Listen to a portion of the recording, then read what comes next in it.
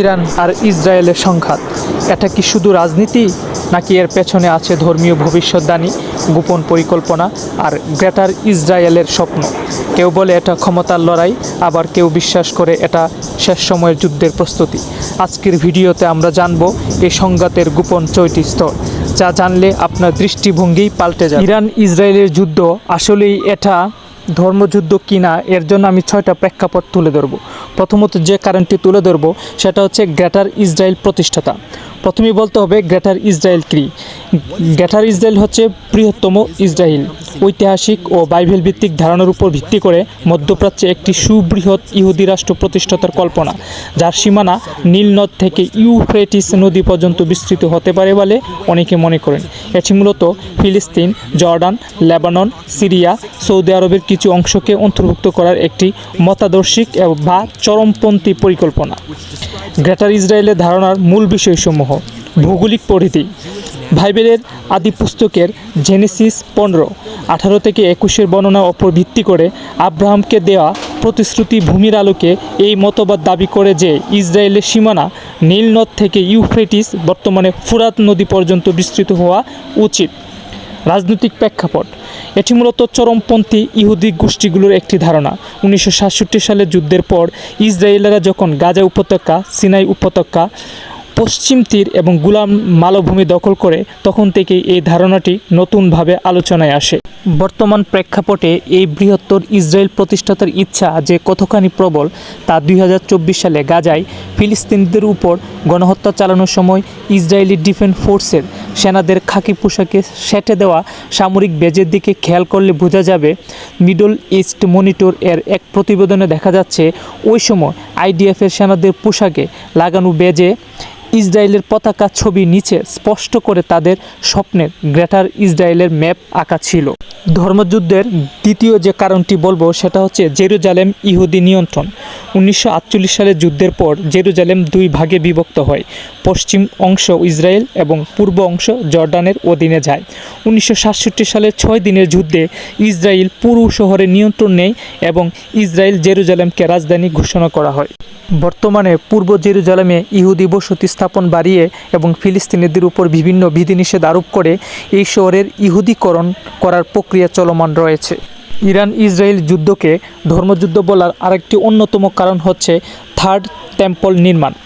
ইহুদিদের third temple বা তৃতীয় মন্দির নির্মাণের ধারণাটি জেরুজালেমের টেম্পল মাউন্টের বা হারাম আল শরীফ, প্রাচীন পবিত্র স্থানটি পুনর্নির্মাণের একটি পরিকল্পনা, যা ইহুদি ধর্মে অত্যন্ত পবিত্র। এটি নির্মাণের দাবিটি মূলত মহিষী বিশ্বাসী ও ধর্মীয় ঐতিহ্যের সাথে যুক্ত, যেখানে এটি উপাসনা ও বলিদানের কেন্দ্র হিসেবে বিবেচিত হবে। এই পরিকল্পনাটি বর্তমানে অত্যন্ত সংবেদনশীল এবং রাজনৈতিকভাবে বিতর্কিত, কারণ এটি আল আকসা মসজিদের স্থানের সাথে সম্পর্কিত। ঐতিহাসিক প্রেক্ষাপট: প্রথম মন্দির সলোমনের মন্দির 586 খ্রিস্টপূর্বাব্দে এবং দ্বিতীয় মন্দির 70 খ্রিস্টাব্দে ধ্বংস হওয়ার পর থেকেই ইহুদিরা তৃতীয় মন্দির নির্মাণের স্বপ্ন দেখে আসছে। অবস্থান: ইহুদি রাব্বিরা বিশ্বাস করে তৃতীয় মন্দিরটি টেম্পল মাউন্ট বা মাউন্ট মুহরিয়াসের উপর নির্মাণ করতে হবে, যেখানে পূর্বে দুটি মন্দির ছিল।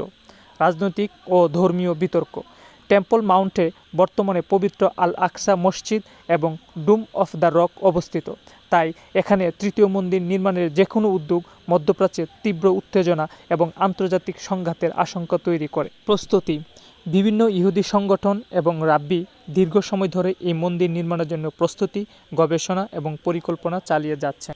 ধর্মযুদ্ধ বলার অন্যতম আরেকটি প্রেক্ষাপট হচ্ছে আব্রাহাম অ্যাকর্ড। আব্রাহাম অ্যাকর্ড হলো 2020 সালে মার্কিন যুক্তরাষ্ট্রের মধ্যস্থতায় ইসরায়েল এবং বেশ কয়েকটি আরব রাষ্ট্রের মধ্যে স্বাক্ষরিত ঐতিহাসিক কূটনৈতিক স্বাভাবিকীকরণ চুক্তি। এর মাধ্যমে সংযুক্ত আরব আমিরাত, বাহরাইন, সুদান ও মরক্কো ইসরায়েলের সাথে সম্পর্ক স্থাপন করে। এই চুক্তির মূল লক্ষ্য মধ্যপ্রাচ্যে শান্তি, অর্থনৈতিক সহযোগিতা এবং কূটনৈতিক সম্পর্ক জোরদার করা। ধর্মযুদ্ধের প্রেক্ষাপট তুলে ধরার জন্য অন্যতম আরেকটি কারণ হচ্ছে মধ্যপ্রাচ্যে আমেরিকার সামরিক ঘাঁটিগুলো, যা কৌশলগতভাবে অত্যন্ত গুরুত্বপূর্ণ, যার মধ্যে কাতার, সংযুক্ত আরব আমিরাত, কুয়েত, বাহরাইন ও সৌদি আরব প্রধান। কাতারের আল উদেইদ বিমান ঘাঁটিটি সবচেয়ে বড়, যেখানে প্রায় 10,000 মার্কিন সেনা মোতায়েন রয়েছে। এগুলোর মাধ্যমে ওয়াশিংটন এ অঞ্চলে দ্রুত মোতায়েন ক্ষমতা এবং গোয়েন্দা কার্যক্রম পরিচালনা করে। মধ্যপ্রাচ্যে যুক্তরাষ্ট্রের প্রধান সামরিক ঘাঁটিগুলো: প্রথমত কাতার আল উদেইদ বিমান ঘাঁটি। এটি যুক্তরাষ্ট্রের সেন্ট্রাল কমান্ডের প্রধান বিমান ঘাঁটি, যা মধ্যপ্রাচ্যে তাদের সবচেয়ে বড় সামরিক উপস্থিতি।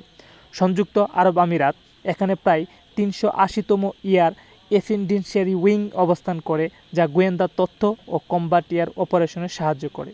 বাহরাইন, মার্কিন নৌবাহিনীর 5ম ফ্লিটের সদর দপ্তর এখানে অবস্থিত। কুয়েতে ক্যাম্প আরিফ জান সহ বেশ কয়েকটি ঘাঁটিতে মার্কিন স্থলবাহিনী অবস্থান করে। সৌদি আরব, প্রিন্স সুলতান বিমান ঘাঁটি ব্যবহার করে মার্কিন বাহিনী আকাশ প্রতিরক্ষা ব্যবস্থা পরিচালনা করে।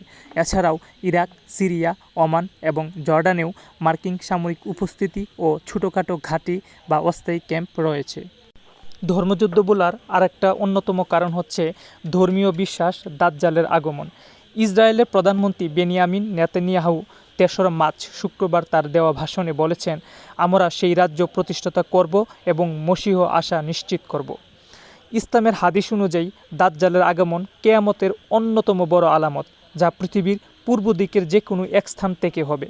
সুনির্দিষ্টভাবে বলা হয় যে সে পারস্যে বর্তমান ইরানের খুরাসান অঞ্চল থেকে বের হবে।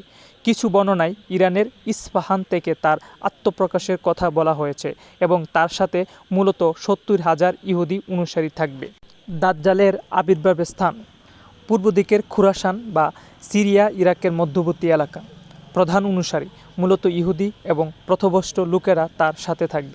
সে সমগ্র পৃথিবীতে বিশৃঙ্খলা সৃষ্টি করলেও পবিত্র মক্কা ও মদিনায় প্রবেশ করতে পারবে না, কারণ ফেরেশতারা তরবারি নিয়ে পাহারারত অবস্থায় আছে। বিনাশকারী: নবী ঈসা আলাইহিস সালামের আগমনের পর বর্তমানে ইসরায়েলের লুদ শহরে বাব-ই-লুদ তাকে হত্যা করবেন। ইরান ইসরায়েল যুদ্ধের বাস্তব প্রেক্ষাপটের মধ্যে প্রথমত যে কারণটি আমি বলবো সেটা হচ্ছে আঞ্চলিক প্রভাব। মধ্যপ্রাচ্যে আধিপত্য বিস্তার: ইরান চায় পুরো অঞ্চলে নিজেদের প্রভাব বাড়াতে, বিশেষ করে সিরিয়া, ইরাক, লেবানন ও ইয়েমেনে। অন্যদিকে ইসরায়েল চায় ইরান যেন তার সীমান্তের কাছে শক্তি না বাড়তে পারে। উদাহরণ হিসেবে বলা যায়, ইসরায়েল প্রায় সিরিয়া ইরানের সামরিক ঘাঁটিতে বিমান হামলা চালায়। দ্বিতীয় যে কারণটি হচ্ছে সেটি হচ্ছে পারমাণবিক হুমকি। ইরান যদি পারমাণবিক অস্ত্র তৈরি করে তাহলে সেটা তাদের অস্তিত্বের জন্য হুমকি হয়ে দাঁড়ায়। উদাহরণস্বরূপ, ইরানের পারমাণবিক স্থাপনায় সাইবার হামলা এবং পারমাণবিক বিজ্ঞানীদের হত্যার অভিযোগ। তৃতীয় যে কারণটি হচ্ছে সেটি হচ্ছে প্রক্সি যুদ্ধ। প্রক্সি যুদ্ধ বলতে দুই দেশ সরাসরি যুদ্ধ না করে অন্য গোষ্ঠীর মাধ্যমে লড়াই চালিয়ে যাওয়া। ইরান সমর্থন করে হিজবুল্লাহ, হামাস এবং ইয়েমেনের হুতিদেরকে। ইসরায়েল এসব গোষ্ঠীর বিরুদ্ধে সামরিক অভিযান চালায়, ফলে যুদ্ধটা অদৃশ্যভাবে চলতেই থাকে। চতুর্থ যে কারণটি রয়েছে সেটি হচ্ছে আদর্শ ও রাজনৈতিক যে দ্বন্দ্ব। ইরান নিজেকে পশ্চিম বিরোধী শক্তি হিসেবে তুলে ধরে, আর ইসরায়েল যুক্তরাষ্ট্রের ঘনিষ্ঠ মিত্র। এই দ্বন্দ্ব শুধু দুই দেশের না, এটা এক ধরনের বড় শক্তির সংঘাত। পঞ্চম যে কারণটি রয়েছে সেটি হচ্ছে ধর্মীয় উপাদান। ইরান একটি ইসলামিক রাষ্ট্র আর ইসরায়েল একটি ইহুদি রাষ্ট্র। এছাড়াও জেরুজালেম ও আল আকসা ইস্যু এই উত্তেজনাকে আরও বাড়িয়ে দেয়।